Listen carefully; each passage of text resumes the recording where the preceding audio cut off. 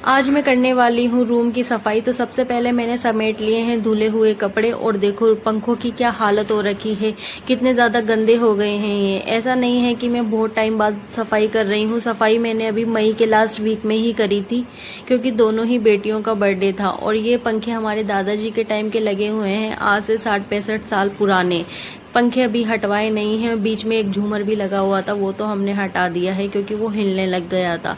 यहाँ पे मैंने हटा दिए हैं पर्दे क्योंकि पर्दे भी काफी गंदे हो गए थे, ये भी मैं धोऊंगी और झाड़ लेती हूँ इस विंडो को। विंडो के पीछे सच में बहुत ज्यादा कूड़ा और डस्ट जमा हो गई थी और मेरी पुच्चू मुझे परेशान कर रही थी, जहाँ मैं जा रही थी वहीं वो मेरे पीछे पीछे आ रही थी। इसको संभालना और इसी के साथ सफाई करना मेरे लिए थोड़ा डिफिकल्ट हो जाता है। अब बारी है सबसे बड़ी वाली विंडो की। इसका पर्दा पहले खुल ही नहीं रहा था, फिर काफी कोशिश करने के बाद ये मैंने खोल लिया और अब मैं झाड़ू से यहाँ पे पहले पंखा झाड़ूंगी। इसमें से बहुत सारे हाबू निकले थे और मेरी पुच्चू तो जहाँ हाबू गिर रहे थे ना वहीं पे खुश हो के उसी के नीचे खड़ी हो रही थी। फिर मैंने उसको साइड में खड़ा किया और सारी दीवारों को अच्छे से झाड़ लिया। अब मैं विंडो को यहाँ पे झाड़ने वाली हूँ और विंडो में से बहुत ज्यादा कूड़ा निकला था। पहले तो मेरे रूम में बहुत ज्यादा टाइम लग जाया करता था सफाई करने में क्योंकि शोकेस वगैरह भी बने हुए थे, लेकिन अब तो वो हट गए हैं।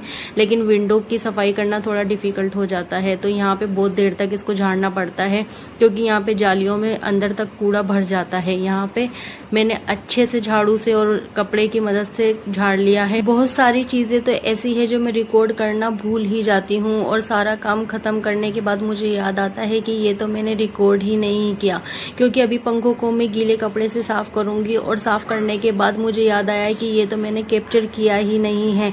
और पोछा लगाने के बाद भी मुझे ऐसे याद आया कि मैंने पोछा लगाना तो कैप्चर ही नहीं किया। अब मैं आ गई हूँ बाहर के रूम में और यहाँ पे लगा हुआ था व्हाइट कलर का पंखा जो काफी काला हो जाता है और किचन की गंद ये खींचता है अपनी तरफ, तो इसीलिए थोड़ा ये चिकना भी हो जाता है, तो इसको सरफ से धोना पड़ता है और थोड़ा अच्छे से साफ करना पड़ता है। तो मैंने चारों दीवारों पर फेर लिया है झाड़ू को और अब मैं कमरे की लगा दूंगी झाड़ू। तो भाई बहुत सारा कूड़ा निकला था, मुझे कम से कम भी नहीं तो 2 बार अच्छे से झाड़ू लगानी पड़ी थी, तभी भी पैरों में कूड़ा आ ही रहा था। अभी मैं नई नई यूट्यूबर बनी हूँ ना, तो मैं बहुत सारी चीजें कैप्चर करना भूल जाती हूँ और फिर बाद में मुझे याद आता है। तो भाई यहाँ पे मैंने भर लिया है कूड़ा और पोछा वोछा भी मैंने लगा दिया था। उसके बाद मैं यहाँ पे बिछाऊंगी बेडशीट रूम में। तो बेडशीट बिछाने के लिए मेरी टिन्नू मेरे साथ करेगी मदद यहाँ पे। और टिन्नू ट्यूशन से आ गई है तो उसने बोला मम्मा मैं आपकी हेल्प करवाती हूँ, तो मैंने बोला ठीक है बेटा आप मेरी हेल्प करवा दो।